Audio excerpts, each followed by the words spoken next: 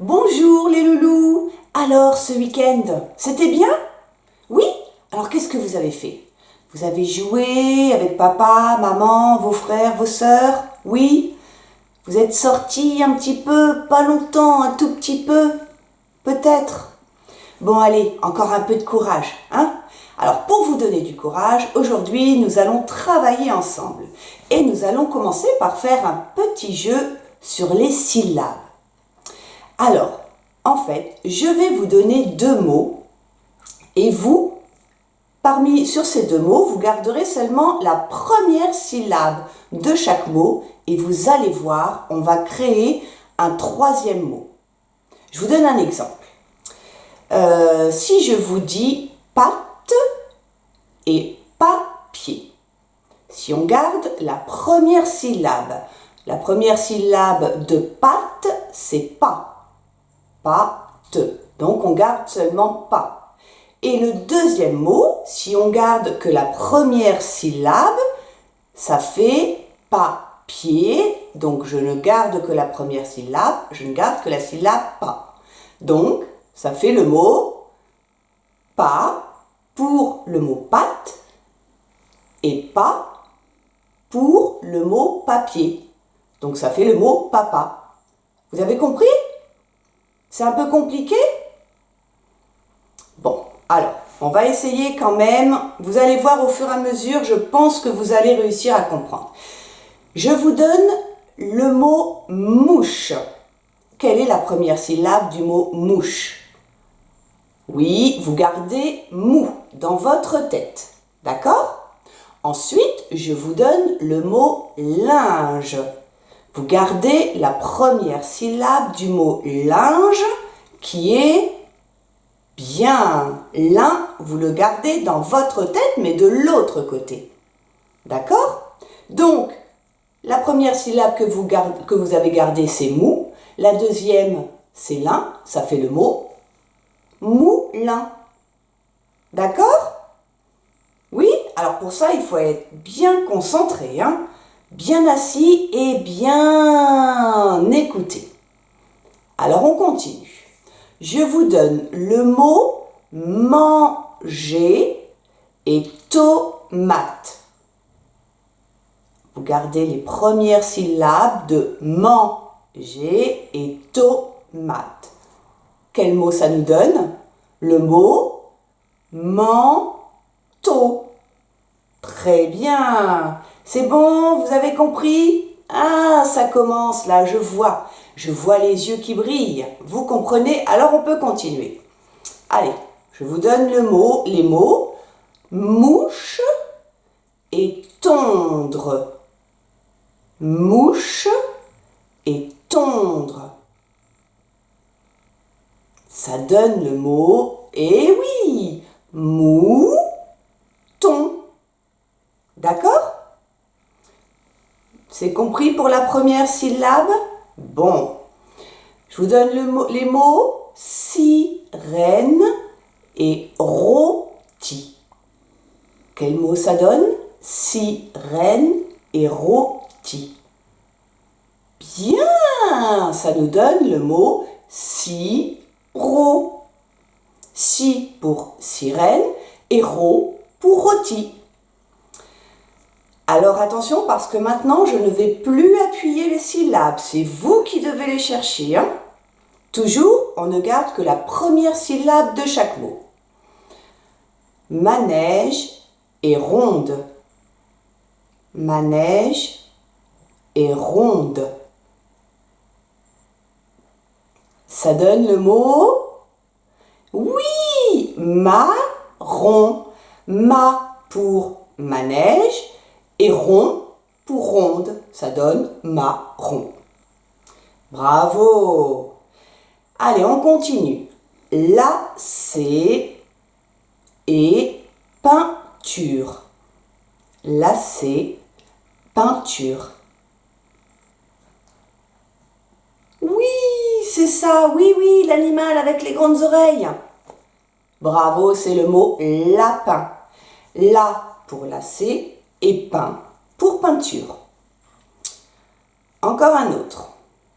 Bouche et tonton. Bouche, tonton. Ça nous donne le mot bouton. Bravo, super. Alors, bou pour bouche et ton pour tonton. On continue. Entrée, fantôme. Entrée, fantôme. Oui, vous trouvez? Entrée, fantôme. Ça nous donne le mot enfant. En pour entrée, fan pour fantôme. Et le dernier, robinet, botte. Robinet, botte. Oui, super, ça donne le mot robot. Ro pour robinet et beau pour botte. Robot. Bravo, alors là je vous applaudis bien fort, parce que c'était pas évident quand même. Alors maintenant, nous allons... alors on a déjà appris un petit peu à se repérer dans le tableau à double entrée, ça vous savez bien le faire, mais là ça va être une autre manière de mettre des images dans un tableau à double entrée. Vous allez voir. Vous êtes prêts? Oui? Alors on y va, c'est parti. Alors, vous reconnaissez le tableau à double entrée. Sauf, alors là, il y a une entrée avec des chiffres et en haut, une entrée avec des lettres. Très bien. Alors, il y a toujours notre main droite, notre main gauche. Ça nous aide à bien nous repérer. D'accord?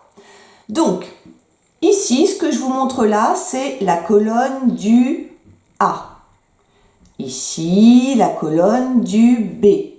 Ici, la colonne du C. Bravo. Ici, la colonne du D. Et là, la colonne du E. Là, c'est le chiffre 1. Et voici la ligne du 1. La ligne du 2. La ligne du 3. Très bien. Et la ligne du, dites-moi, la ligne du 4. Alors, vous avez vu en haut, j'ai des petites images. Ce sont des animaux de la savane. Il y a même une image de la savane. Et donc, ces animaux de la savane, sur chaque étiquette, il y a une lettre et un chiffre. À votre avis, à quoi correspondent, on va prendre la girafe, à quoi correspondent cette lettre et ce chiffre? Eh oui, la lettre correspond aux lettres qui sont en haut de mon tableau et le chiffre correspond aux chiffres de départ des lignes. Donc, la girafe, on me dit qu'elle est dans la case de la colonne B et sur la ligne 1. Donc, la colonne du B, elle est ici. Donc, la girafe, elle va être dans cette colonne-là. Et la girafe, on me dit qu'elle est sur la ligne 1. Donc, je regarde la ligne 1. Et lorsque la ligne 1 rencontre la colonne du B, paf, je mets ma girafe. D'accord? Alors, on va essayer de placer toutes nos petites étiquettes d'animaux dans ce tableau à double entrée. Si je prends le perroquet, qu'est-ce qui est écrit sur le perroquet? A3. Vous allez chercher la case qui correspond au A3. C'est bon? Vous l'avez trouvée? Oui? Elle est ici? D'accord. Alors, je mets le perroquet dans la case A et 3. Je prends le lion. Sur le lion, c'est écrit C2. Je cherche la colonne du C. La colonne du C, elle est ici, donc le lion, il sera dans cette colonne-là. Mais est-ce que le lion, je peux par exemple le mettre ici? Non. Pourquoi je ne peux pas le mettre là? Parce que ici, c'est la ligne du 3. Alors que moi, c'est la ligne du 2 que je veux. Donc la ligne du 2, elle est ici. La colonne du C, elle est là. Donc le lion, je le mets là. Allez, le zèbre. Le zèbre, il est dans quelle colonne? Oui, la colonne du C est sur la ligne 4. Alors, vous voyez où va le zèbre? Très bien. La colonne du C et la ligne du 4. Là, c'est quoi? Le rhinocéros. Il est dans la colonne du E. La colonne du E, elle est ici, sur la ligne du 4. La ligne du 4, elle est là. Donc, est-ce que je peux le mettre là? Je suis bien dans la colonne du E, là. C'est bon? Comment? Ah non, c'est pas bon. Si je regarde la ligne, ah mais oui, c'est la ligne du 2. Là, non, c'est la ligne du 3. Et là, oui, c'est la ligne du 4. Le rhinocéros va dans cette case-là. Maintenant, regardez bien et cherchez la case pour mettre le crocodile. J'entends. En haut, sur la ligne du haut, oui, à gauche. En haut, à gauche, ah oui, elle est là, la case A1. Très bien. Le léopard, dans quelle ligne on le met?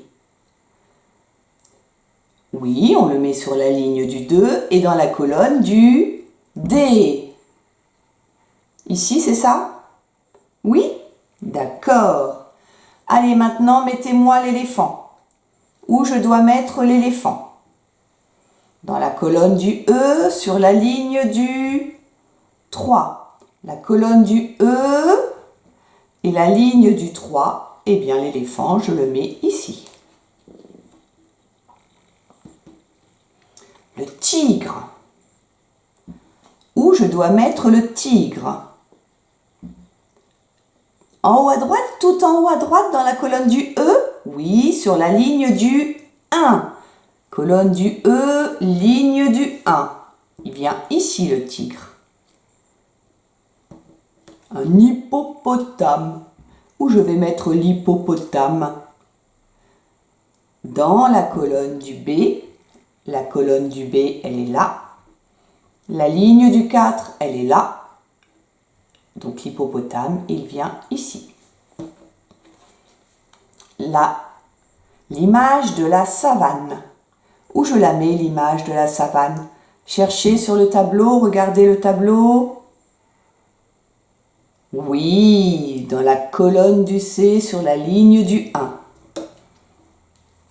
Le serpent. Où je mets le serpent? Oui, dans la colonne du B, ici? Non, c'est la ligne du 2, vous voyez la ligne du 2. Là, c'est un 3, c'est la ligne du 3. Le serpent, il est en B et 3. Et le, c'est quoi? C'est un chameau ou un dromadaire? Vous savez comment on reconnaît un chameau d'un dromadaire? Le chameau a 2 bosses. Parce que chameau a 2 syllabes. Alors que dromadaire, c'est celui qui n'a qu'une seule bosse parce que dromadaire a 3 syllabes.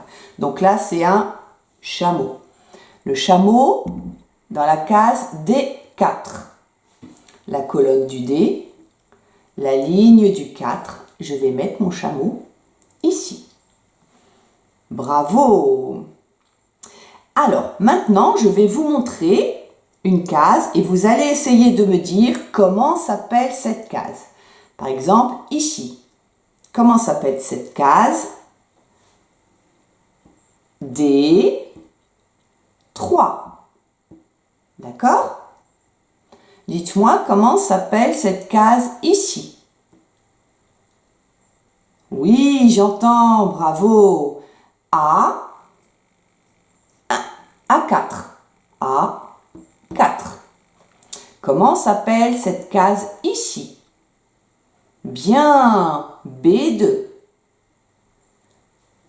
B2.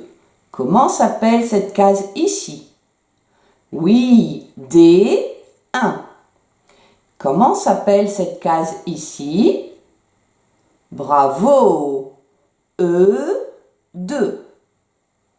Mais vous êtes des champions du monde! Et donc, voilà, j'espère que vous avez bien compris comment on remplit ce type de tableau à double entrée.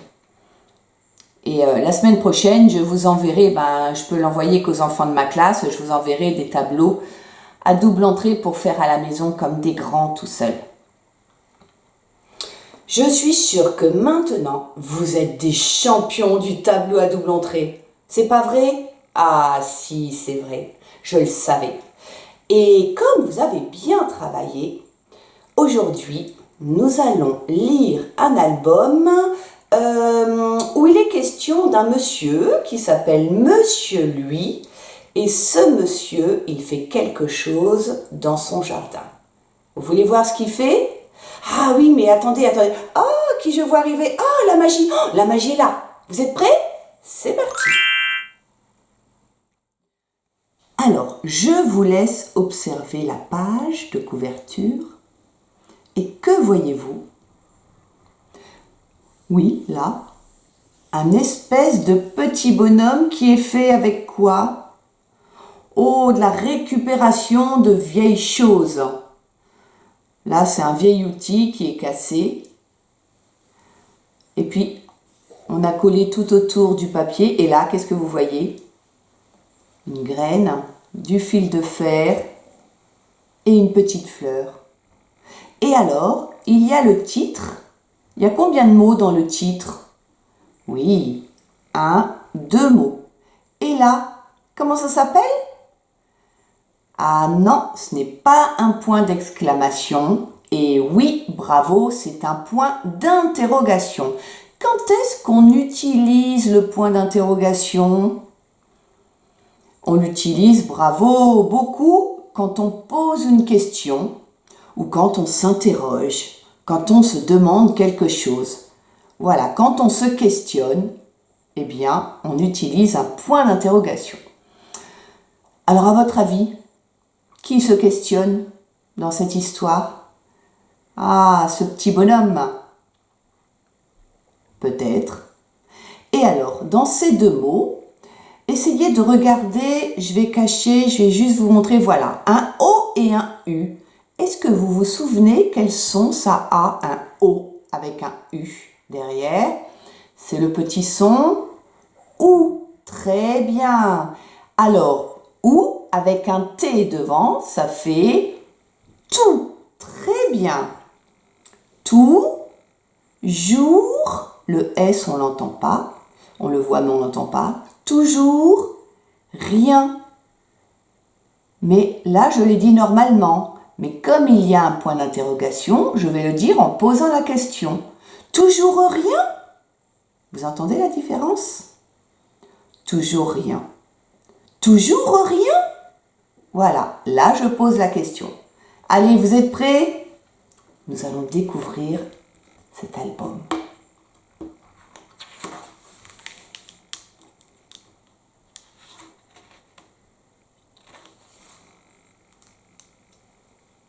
Toujours rien?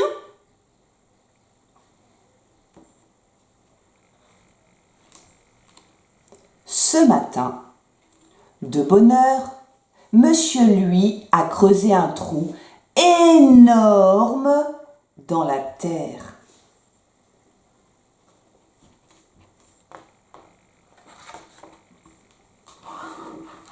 Énorme, c'est le mot qui est écrit en très très gros. Dans ce trou énorme, Monsieur Lui a laissé tomber une petite graine pleine de promesses. Parce que les petites graines adorent se rouler dans la terre.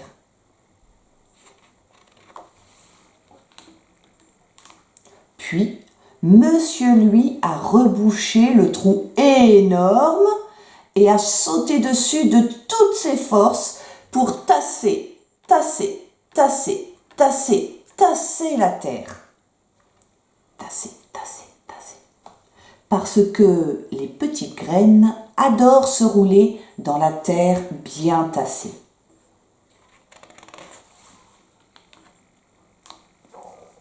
Ensuite, Monsieur, lui, a bien mouillé la terre avec son arrosoir.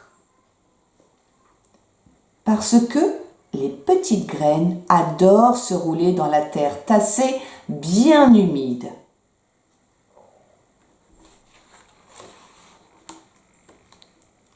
Enfin, Monsieur, lui, a dit « Je t'attends » parce que les petites graines adorent sentir qu'on les aime et qu'on les attend.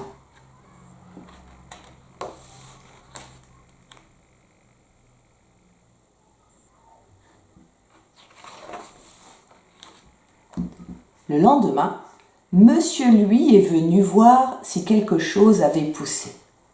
Il n'y avait rien à voir, évidemment, c'était trop tôt. Il faut être patient, dit-il à l'oiseau. Mais l'oiseau ne répondit rien.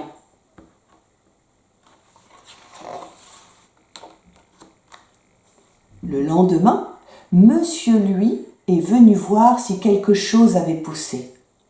Il n'y avait rien à voir. C'était encore trop tôt. « Je reviendrai demain, dit-il à l'oiseau. Mais l'oiseau ne répondit rien.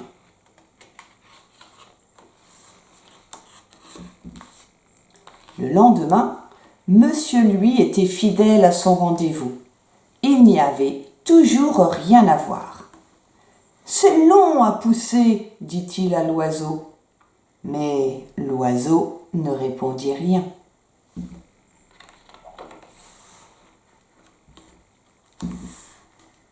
Le lendemain, Monsieur, lui, est venu encore une fois. Et il n'y avait toujours aucune trace de la petite graine.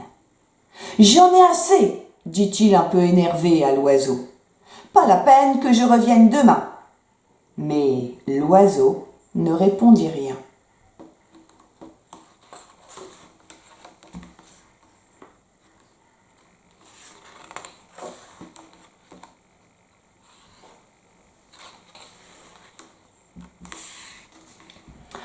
Quelle fleur, dit l'oiseau qui avait retrouvé sa langue.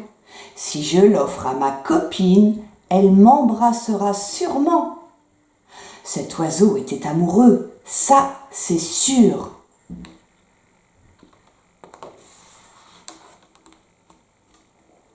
Toujours rien, a dit Monsieur, lui, quand il est revenu le lendemain.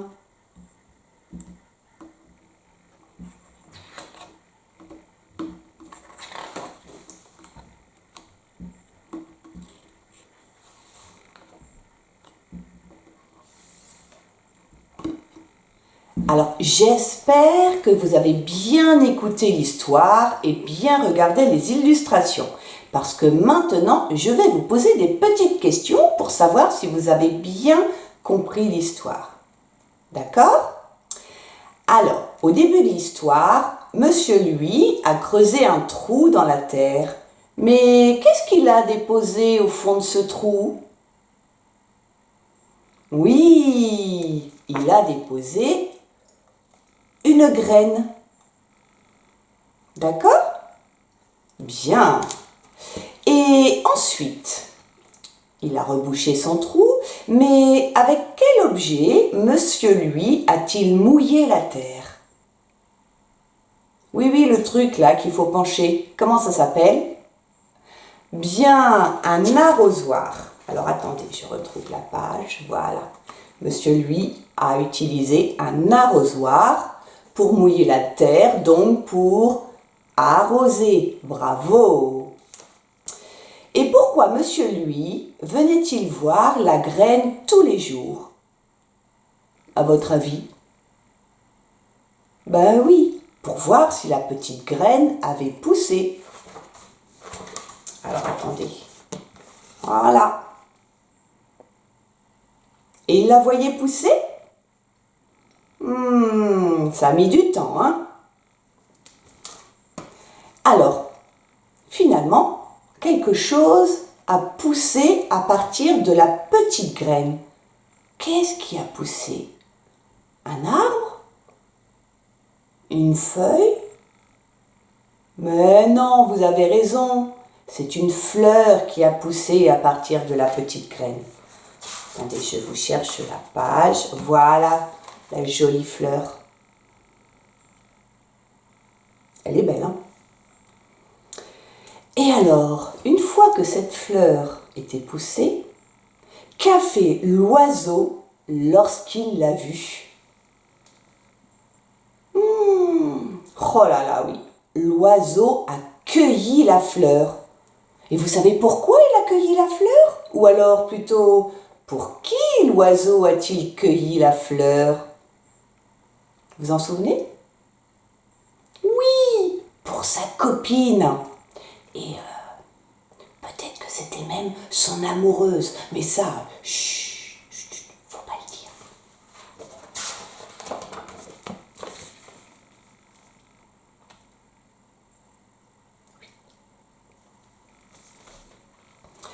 Et finalement, à la fin de cette histoire, est-ce que Monsieur Lui a vu cette petite graine qui avait poussé? Est-ce qu'il a pu le voir? Non. Et qu'est-ce qu'il a pensé, Monsieur Lui, quand il ne voyait rien sortir de la terre, là où il avait planté sa petite graine?